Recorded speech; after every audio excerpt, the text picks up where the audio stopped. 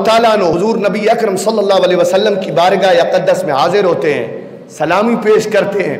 आप अंदाज़ा लगाएं, जब इमाम ने हुजूर नबी अकरम सल्लल्लाहु अलैहि वसल्लम का रोज़ा अलविदा किया होगा, उस वक्त आपका आलम क्या होगा और आपका दर्द क्या होगा। ये वही मदीना है कि जिस मदीने की गलियों में हुजूर के मुबारक कंधों पे बैठकर हजरत इमाम हुसैन रदी अल्लाह तआला अन्हु मदीने की गलियों की सैर किया करते थे। ये वही मस्जिद नबविया है जिसके मिंबर पर हुजूर खुतबा देते थे। जब हुसैन आते थे, आका उठ खड़े होते, हुजूर सामने जाते, इस्तकबाल करते, हुसैन को अपनी गोद में उठाते और अपने साथ मिंबर पर बिठाते थे और कहते थे, मेरे सहाबियों, अगर तुम्हें मुझसे मोहब्बत है ना तो हुसैन से भी बेपनाह मोहब्बत करो। क्यों कि हुसैन से मैं बेपनाह मोहब्बत करता हूं और बेइंतहा मोहब्बत करता हूं। आज आखिरी रात थी मदीनतुल मुनव्वरा की। सुबह सुबह आपका काफिला मदीनतुल मुनव्वरा से रहलत करते हुए मक्कतुल मुकर्रमा की सरजमी पे पहुंचता है।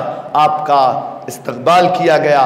जलील कद्र सुहाबी रदी अल्लाह तआला अलैहि मजमईन जो वहाँ पर क़याम पजीर थे, उन्होंने आपका इस्तकबाल किया। इमाम आली मकाम रदी अल्लाह तआला अन्हु मक्कतुल मुकर्रमा में बड़े सुकून के साथ आपने अपना खीमा डाला और वहाँ पे आप रहने लगे।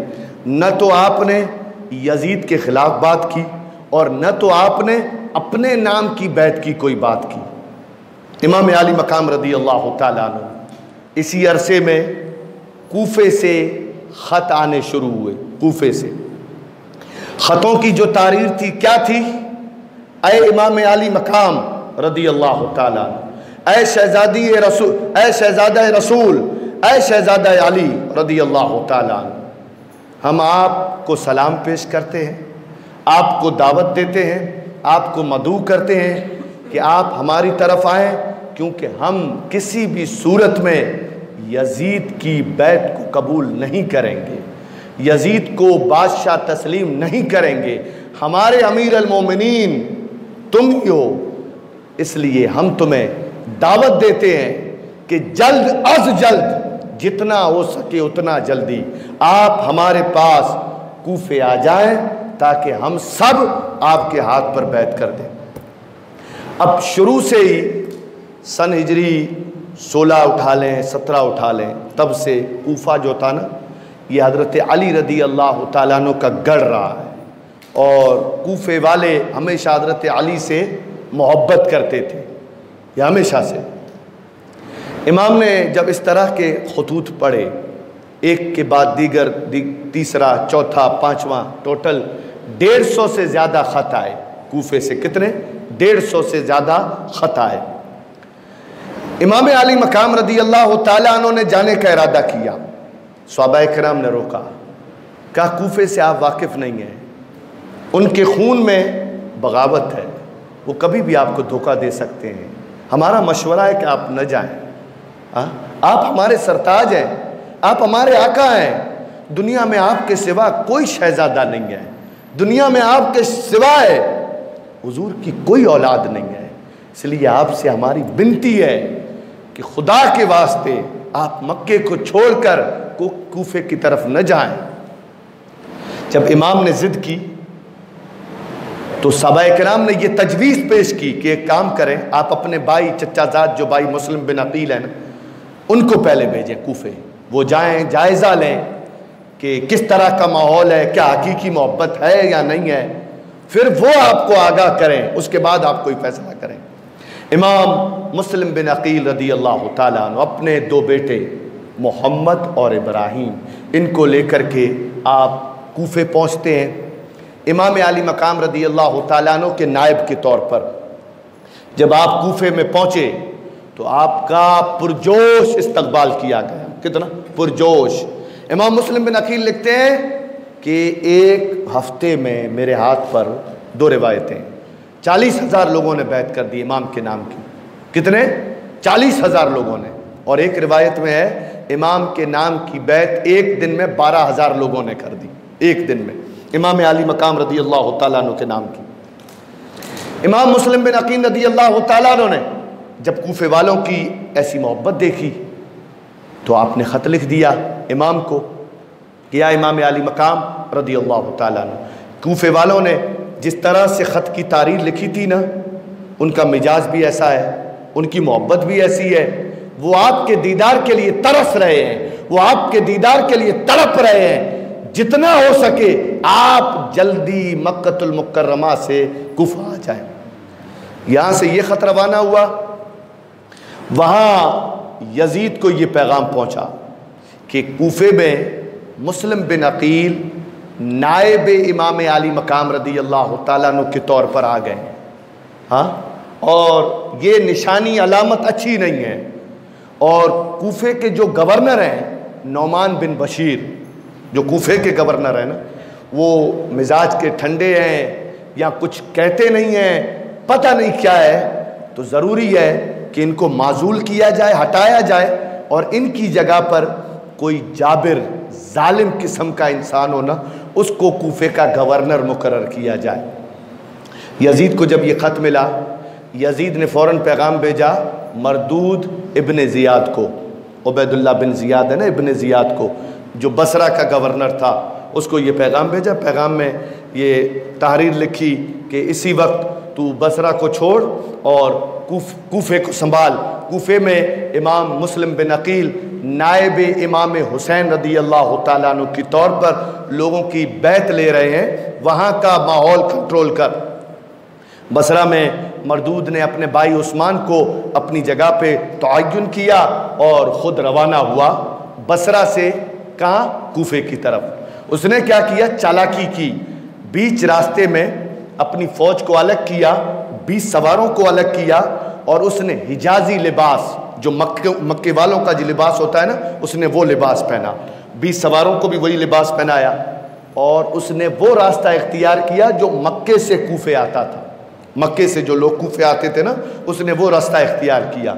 अच्छा, अब उसे पता था कि लोग इमाम की ज़ियारत की शौक़ में सुबह शाम रोज़ बाहर निकलते हैं और राह तकते हैं कब इमाम हुसैन आए और कब हम उनके चेहरे की ज़ियारत करें, कब हुसैन आए और कब हम अपने आप को उनके सुपुर्द कर दें। इब्ने ज़ियाद ने इस मौके का फ़ायदा उठाया, हिजाजी लिबास पहना और उस रास्ते को इख्तियार किया। जैसे ही वो रास्ता इख्तियार करते हुए कूफे के करीब पहुंचा, लोगों में ये सदा बुलंद हुई, हुसैन आ गए, फर्जंद रसूल आ गए, फातिमा ज़हरा रदी अल्लाह तआला अन्हा के फूल आ गए, अली के लखते जिगर आ गए।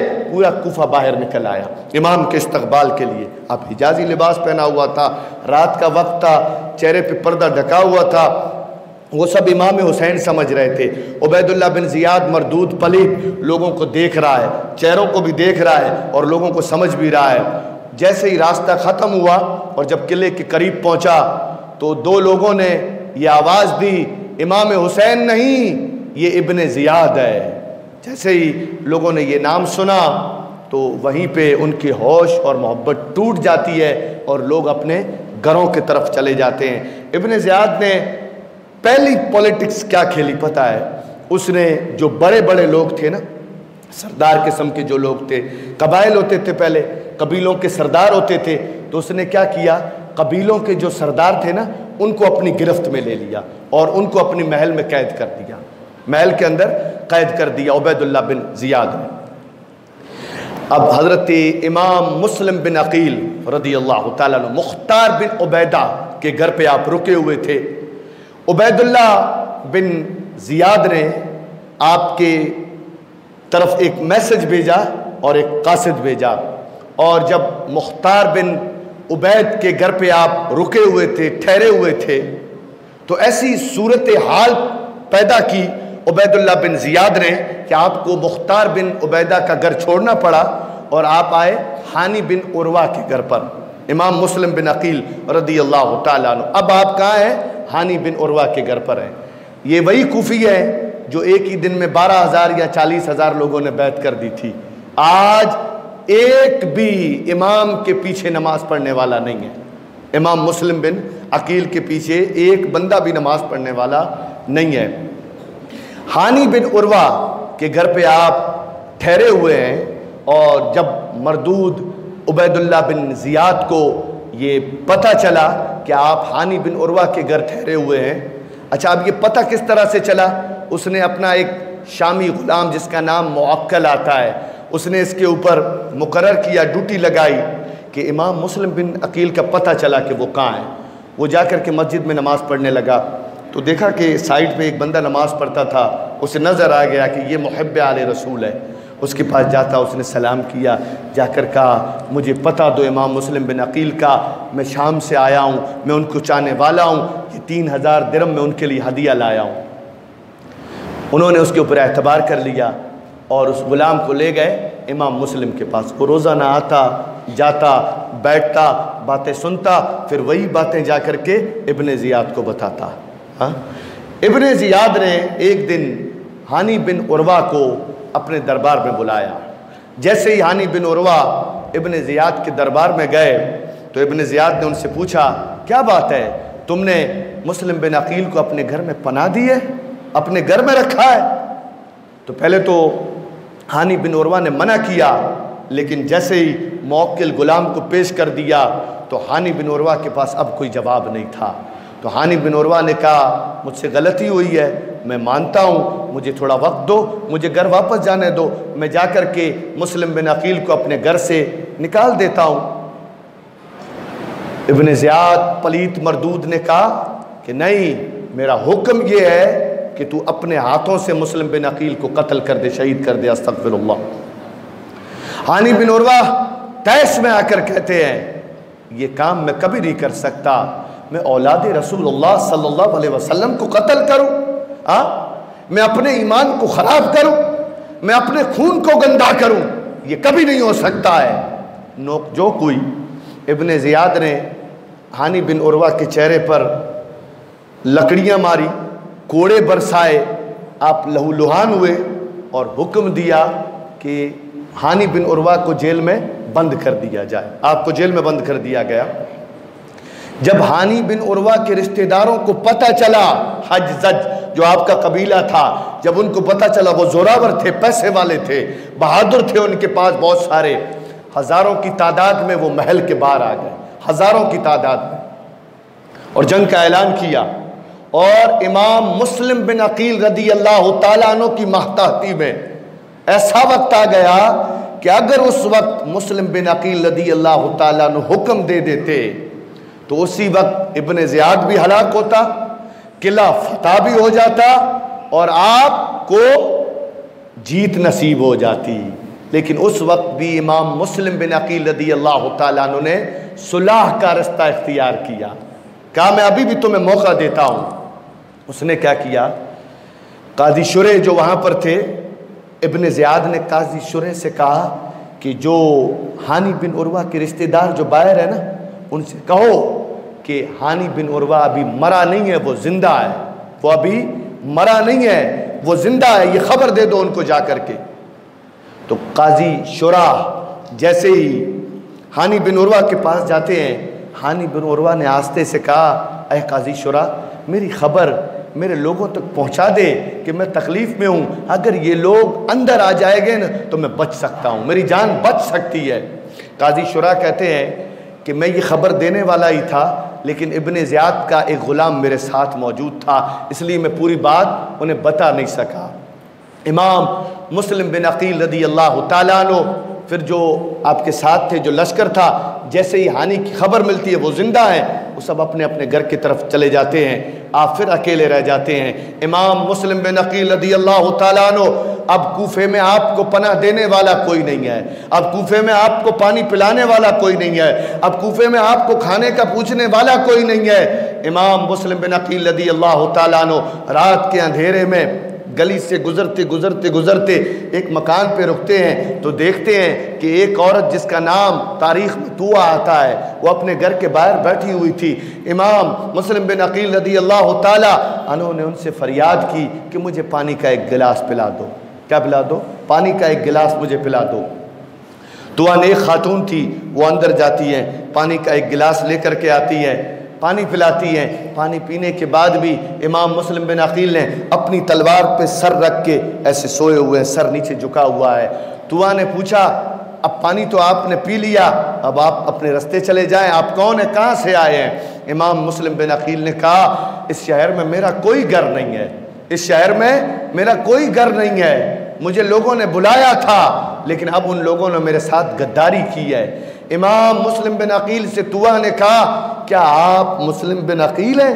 कहा, हाँ मैं मुस्लिम बिन अकील हूँ। तुआ जैसे ही नाम सुनती है आपको अपने घर के अंदर एक मखसूस कमरे में ले जाती है, साफ सुथरा एक बिस्तर बिछा कर देती है, आपको आराम करने के लिए वो बिस्तर बिछा देती है, आपके लिए पानी लाती है, आपके लिए खाना लाती है।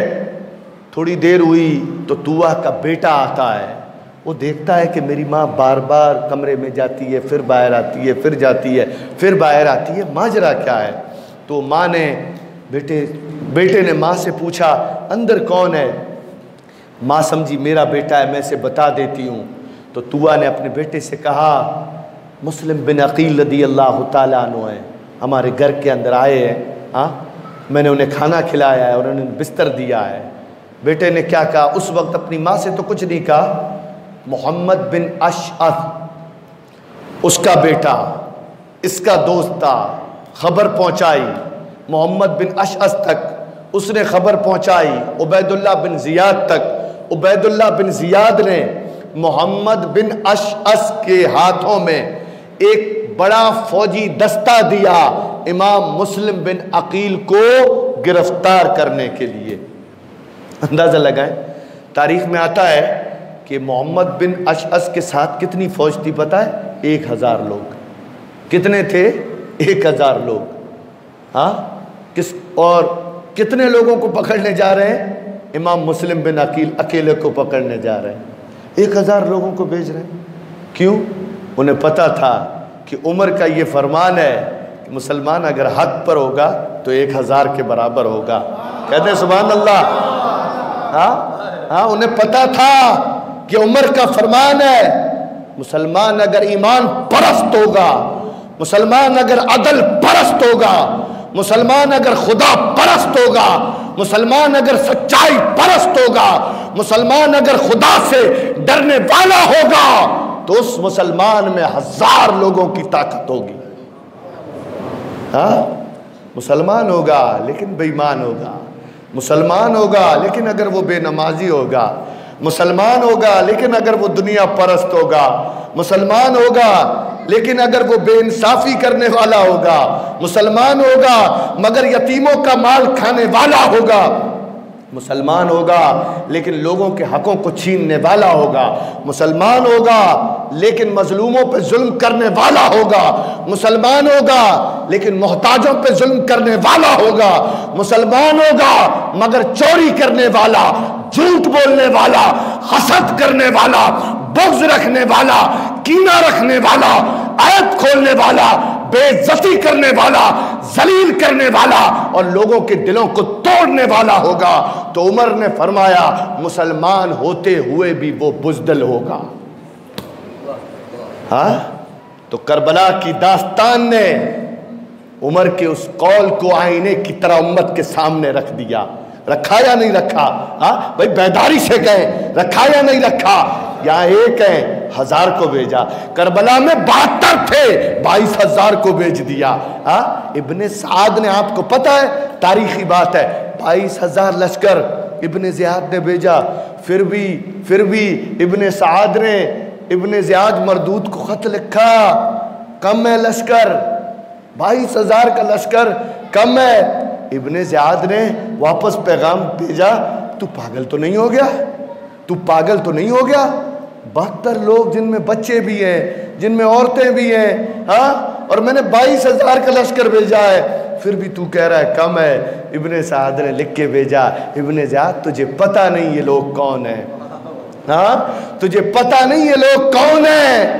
ये मौला अली शेर खुदा के घराने से ताल्लुक रखते हैं। हाँ, ये वो है जिनकी जुल्फिकार तलवार है, ये वो है जिनको खुदा ने शेर कहा है, ये वो है 70 लोग मिलकर जिस दरवाजे को हिला न सके अली ने पटक कर उस दरवाजे को फेंक दिया।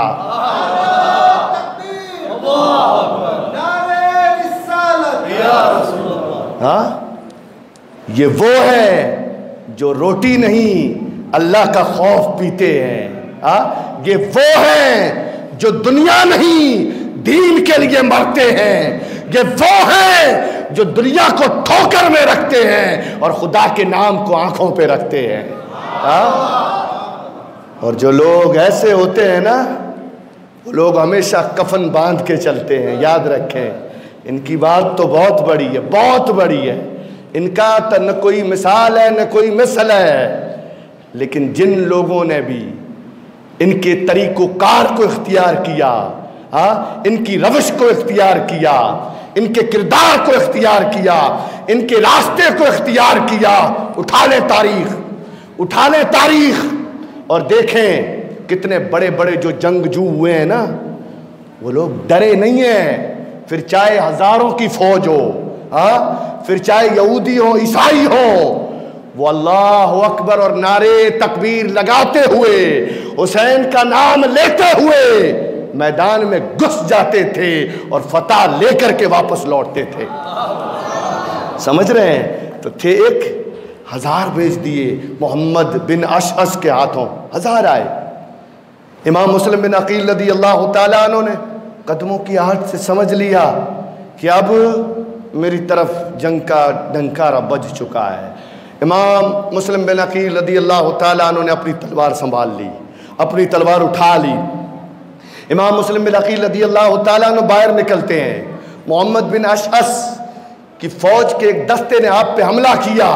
हाँ, इमाम मुस्लिम बिन अकील रज़ी अल्लाह तआला अन्हु ने ऐसा हमला किया, ऐसा हमला किया, कई जहन्नमियों को जहन्नम रसीद किया। एक बार में सर अलग, एक बार में दाढ़ अलग, एक बार में हाथ अलग, 1000 का लश्कर है। मोहम्मद बिन अशअस ने तलवार को ऊपर उठाते हुए कहा कि मैंने तलवार रख दी, इमाम मेरी तरफ से अमान है, अमान है, अमान है, अमान है, आप रुक जाएं, आप रुक जाएं।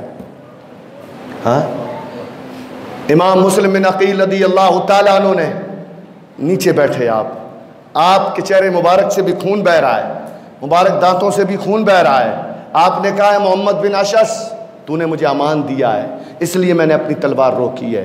अगर तू मुझे अमान न देता, मैं अपनी तलवार न रोकता और अपने आप को मैं तेरे सुपुर्द न करता। कहा मैंने अमान दी है। इमाम मुस्लिम बिन अकील रज़ी अल्लाह तआला अन्हु को मोहम्मद बिन अशअस ने उबैदुल्लाह बिन ज़ियाद जहाँ पे वो मरदूद ठहरा हुआ था वहाँ ले गया। आपको बाहर बिठाता है, खुद अंदर जाता है। इमाम मुस्लिम बिन अकील रज़ी अल्लाह तआला अन्हु बाहर बैठे हुए हैं, किसी से कहते मुझे पानी का एक गिलास पिला दो। मरदूद ने जवाब दिया अब पानी तुम्हारे मुकद्दर में नहीं है, अस्तगफिरुल्लाह। लेकिन कहते हैं ना कि जब अल्लाह की तरफ से गुमराही लिख दी जाए ना तो फिर उसे हिदायत नहीं मिल सकती है। समझ रहे हैं? फिर उसे हिदायत नहीं मिल सकती है। कहा आपके मुकद्दर में पानी नहीं है, अस्तगफिरुल्लाह। इमाम मुस्लिम बिन अकील ने जब ये कहा तो वहाँ पे एक दूसरा भी खड़ा था, उसने पानी का एक प्याला भर के इमाम की तरफ आगे किया। इमाम ने पीने की कोशिश की, खून का फव्वारा निकलते हुए प्याले के अंदर गिर गया। दूसरा प्याला मांगा, पीने की कोशिश की, आपके मुबारक दांत निकलकर प्याले में गिर गए।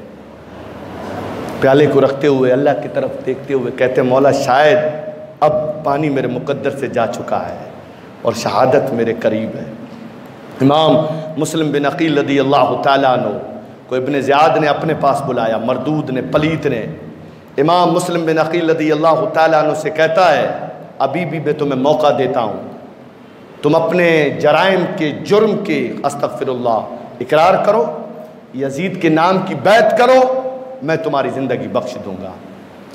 इमाम मुस्लिम बिन अकील रज़ी अल्लाह तआला अन्हु ने इब्ने ज़ियाद मरदूद को जवाब दिया, अय मुस्लिम बिन अकील, अय इब्ने ज़ियाद नादान, क्या तुझे पता नहीं कि हम कौन हैं?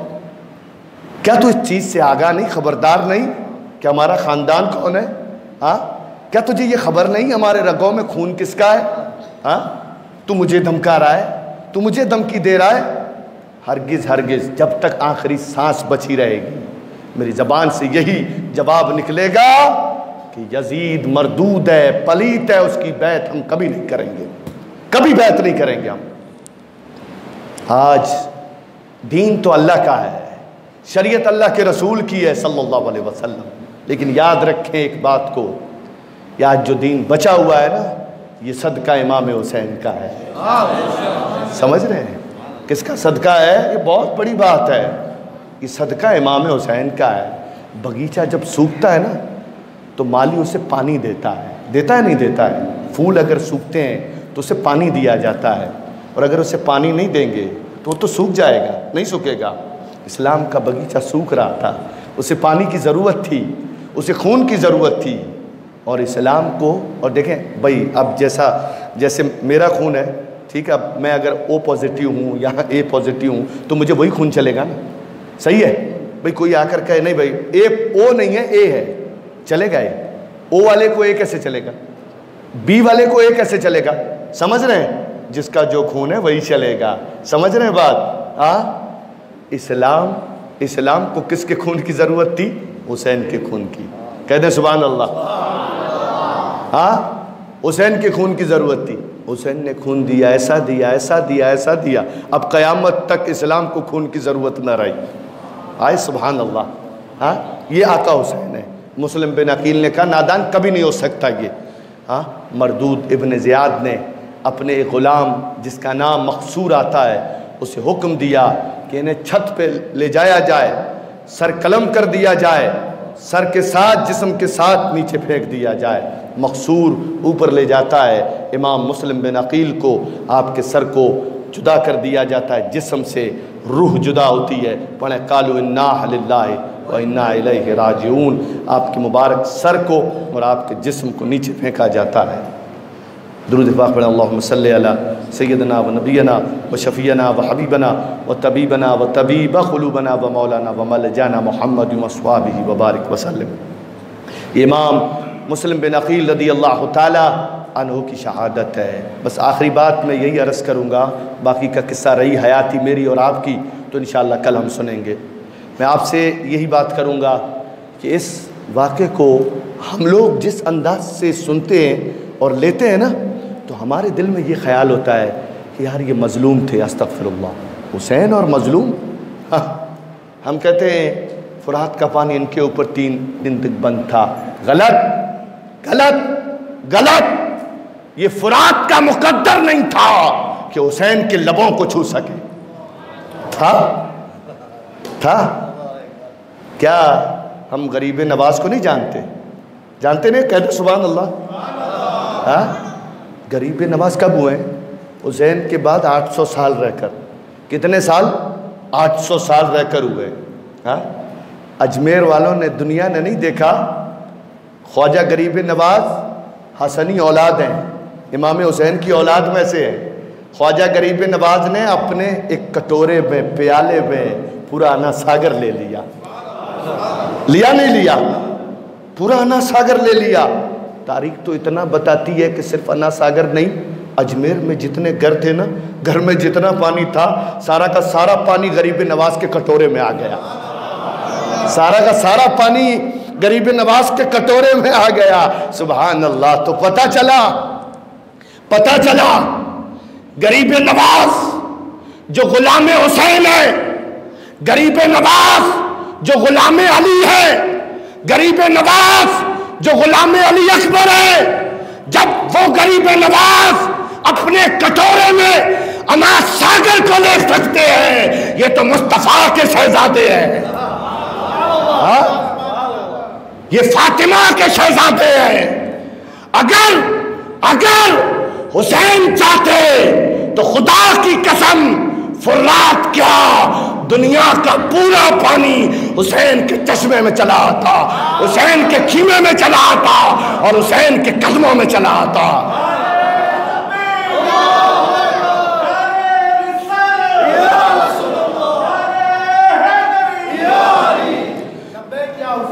अगर ईमान में कुव्वत पैदा करवानी है, अगर ईमान को मजबूती देनी है, अगर ईमान को ताकत देनी है, तो हुसैन से बेपनाह मोहब्बत करो और बेइंतहा मोहब्बत करो।